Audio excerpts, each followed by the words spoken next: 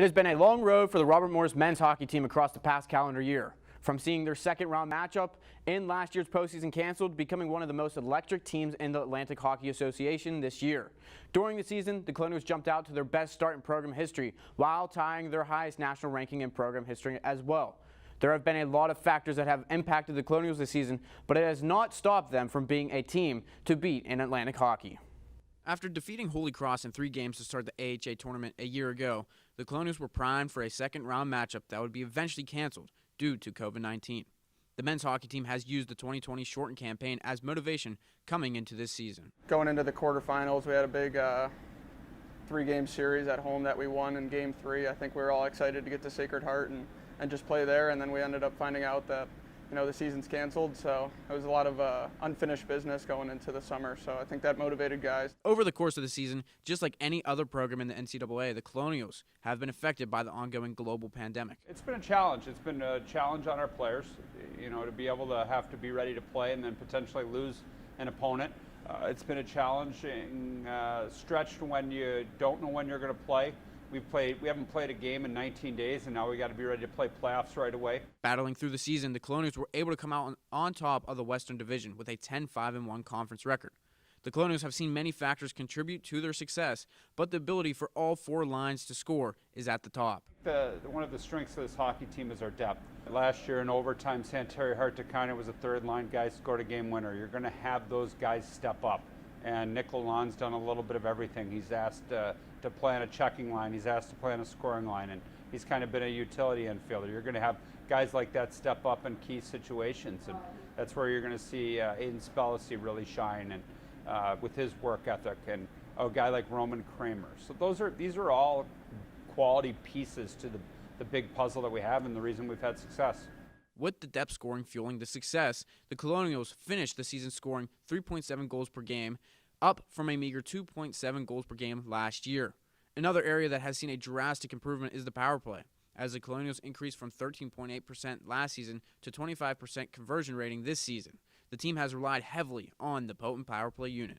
I think in years past we were definitely close. We were just not bearing our chances, and I think this year you're seeing that when we get a chance, we're putting the puck in the back of the net, we're moving the puck well. I think a lot of it has to do with coaching. One thing, I think Ryan DeRoche's done a great job with our power play and working with us. And then just a kind of a team mentality that we wanted to score more goals. Another important piece of the team's success over the year has been the new players on the blue line, in net, and offensively. Well, they bring a lot of energy in a different way, and obviously Jordan's been out, but to have 8 goals in 10 games is a tremendous start. And Randy's just been dynamic since day one, and then you've got a lot of the guys that don't get a lot of credit, that bring it every day. They work extremely hard.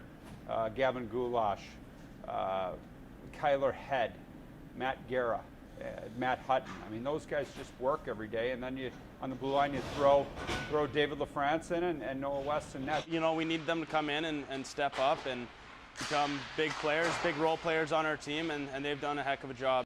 With everything clicking on the offensive end, the Colonials have also been solid defensively as they are backstopped by freshman netminder Noah West and senior Dylan Lubesmeyer. Can't forget about Westy. He's been really solid back there, and Lubes as well. Whenever he's in, we're really confident behind him, and that's what you need out of your goalie, is to be confident. That he's going to make the big saves and he's not going to let in the weak ones. So that's something we've got all year, is just really good goaltending. While the Colonials have seen a lot of success throughout the regular season, all eyes now turn towards the playoffs. After dropping their final 2 games against RIT and then seeing their season finale game get canceled, the team has had a few weeks to gear up for the postseason.